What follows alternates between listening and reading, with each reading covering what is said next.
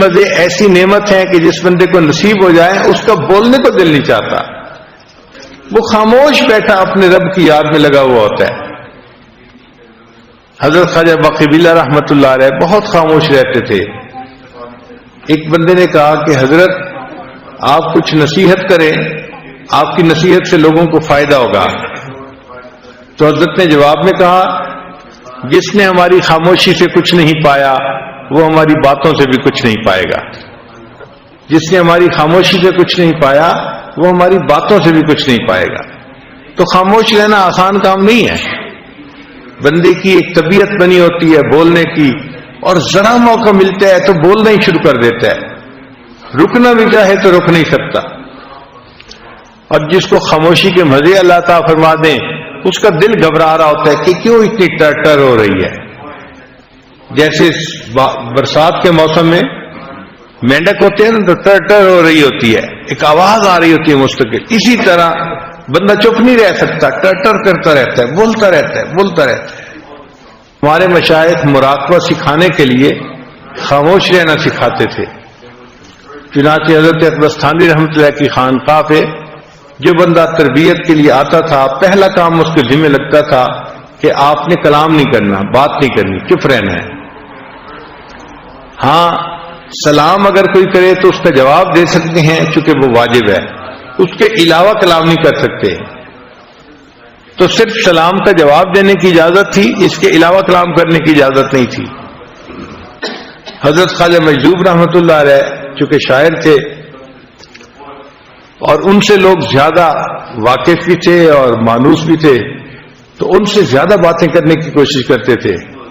تو حضرت خواجہ مجذوب رحمۃ اللہ نے کیا کیا تھا، ایک گتے کے اوپر لکھ دیا تھا خاموش، اور دھاگا ڈال کے اس کو گلے میں لٹکا لیا تھا۔ تو اگر کوئی بندہ ان سے بات کرنے لگتا تھا تو وہ اس کی طرف اشارہ کر دیتے تھے، صرف بھائی دیکھ لو یہ سائن ہے خاموش، اس طرح خاموش رہتے تھے۔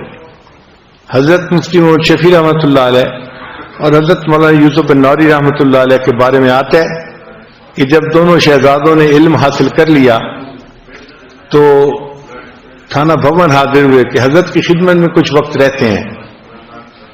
اب جب وہاں گئے تو عشاء کی نماز پڑھی، پڑھ کے کمرے میں آئے، دونوں کو رہنے کے لیے ایک ہی کمرہ دے دیا گیا تھا۔ تو کچھ بیٹھے تو کوئی بات چیت شروع ہو گئی، تازہ تازہ علم پڑا ہوا تھا، بات ہوتی گئی۔ تھوڑی دیر کے بعد جو خانقاہ کا خادم تھا بوڑھا وہ آیا، اس نے آ کے دروازہ کھٹکھٹایا کہ جی خانقاہ میں عشاء کے بعد باتیں کرنے کی اجازت نہیں ہے، آپ چپ ہو جائیں۔ وہ چپ ہو گئے، مگر اس کو روٹین میں لیا، اور تھوڑی دیر کے بعد پھر کوئی مسئلہ شروع ہو گیا، پھر باتیں شروع ہو گئیں۔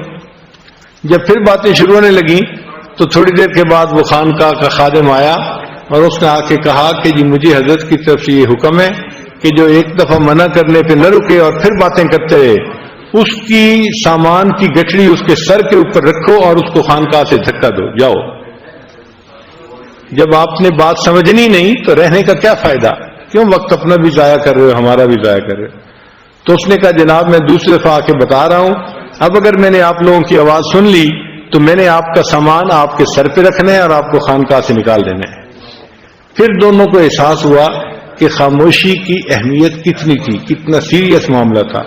پھر اس کے بعد وہ نہیں بولے۔ ایک عالم آئے حضرت تھانوی رحمۃ اللہ کو ملنے کے لیے، بڑے عالم تھے، مگر حضرت نے کہا کہ آپ نے بات نہیں کرنی، چنانچہ وہ بالکل نہیں بولتے تھے۔ تو تھانہ بھون کے جو مقامی لوگ تھے وہ ان کو گنگا سمجھتے تھے،